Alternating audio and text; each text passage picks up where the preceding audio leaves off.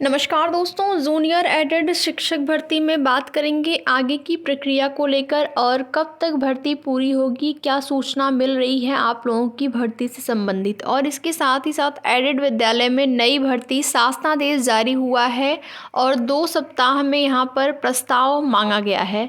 तो पूरी सूचना क्या है आप सभी को अवगत कराएंगे। वीडियो में लास्ट तक बने रहें। साथ ही साथ जो भी अभ्यर्थी चैनल पर नए हैं, चैनल को सब्सक्राइब करके वीडियो को लाइक और शेयर कर दें।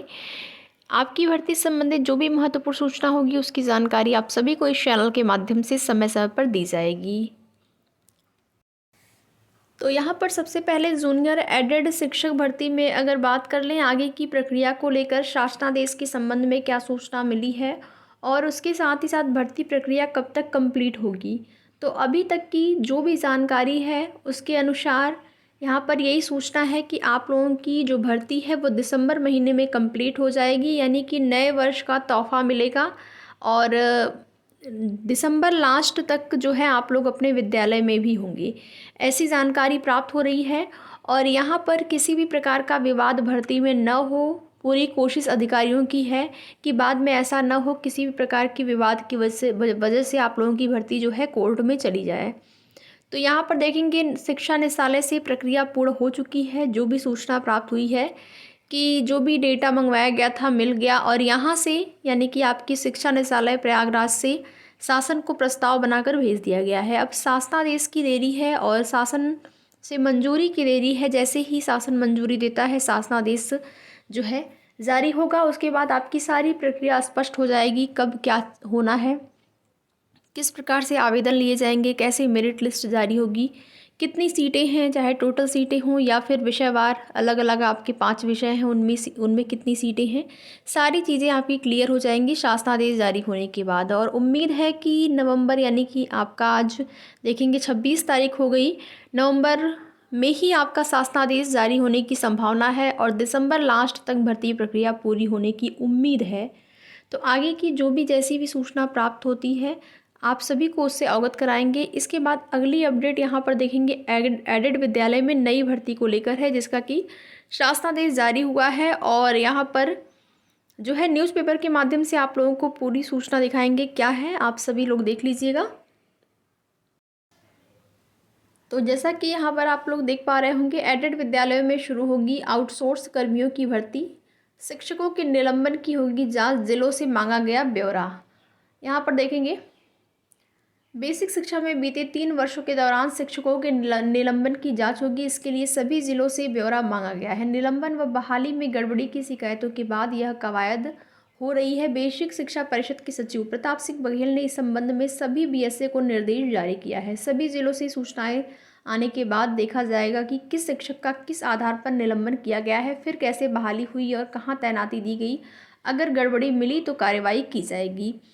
और जो आउटसोर्स कर्मियों की भर्ती के संबंध में यहाँ पर जो भी सूचना है आप लोग देख सकते हैं। शासन ने प्रक्रिया शुरू करने को दी मंजूरी और 2 हफ्ते में मांगे गए प्रस्ताव।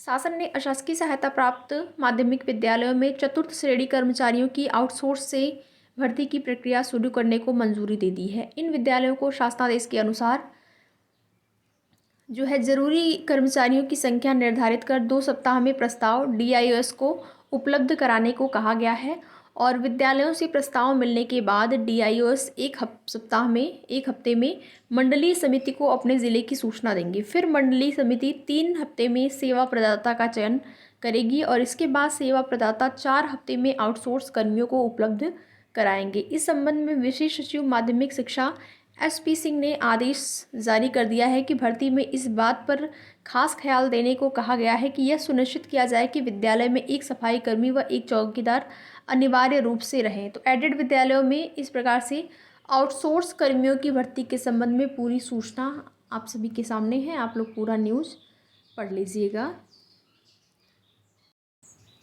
इसके बाद देखेंगे अगली अपडेट जो है वो असिस्टेंट प्रोफेसर, यहाँ पर देखेंगे इसमें संशोधित परिणाम को लेकर है पूरी सूचना, जिसमें कि प्रदेश के अशासकीय सहायता प्राप्त महाविद्यालय में विज्ञापन संख्या 50 के तहत असिस्टेंट प्रोफेसर विधि के 41 पदों पर परिणाम संशोधित होगा। अभ्यर्थियों ने बुकलेट सीरीज़ 1 के प्रश्न संख्या 72 और 74 को लेकर आपत्ति की थी। एक प्रश्न गलत है और दूसरे का विकल्प गलत है। उत्तर प्रदेश उच्चतर शिक्षा सेवा आयोग की ओर से गठित कमेटी में शामिल विशेषज्ञों ने भी याचिकाओं की आपत्ति को सही माना है।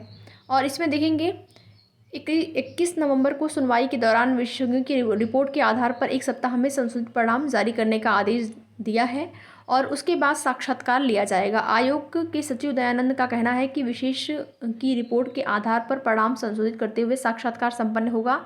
और गौरतलब है कि आयोग ने हाईकोर्ट के आदेश पर 22 नवंबर को पुनर्मूल्यांकन के बाद विज्ञापन संख्या 50 के तहत असिस्टेंट प्रोफेसर शारीरिक शिक्षा, संस्कृत, अर्थशास्त्र व गणित का परिणाम संशोधित किया था। संशोधित परिणाम में सफल 49 अभ्यर्थियों का साक्षात्कार जो है 15 दिसंबर को होना है। साक्षात्कार जो भी सफल यहाँ पर अभ्यर्थी हुए हैं, जिसमें कि 4 विषयों का परिणाम यहाँ पर संशोधित किया गया है और 15 दिसंबर को इन लोगों का साक्षात्कार कराया जाएगा। तो आगे इन भर्तियों से संबंधित जो भी जैसी भी सूचना मिलती रहेगी उसकी जानकारी आप सभी को इस चैनल के माध्यम से समय समय पर दी जाएगी। वीडियो में लास्ट तक बने रहने के लिए आप लोगों का बहुत बहुत धन्यवाद।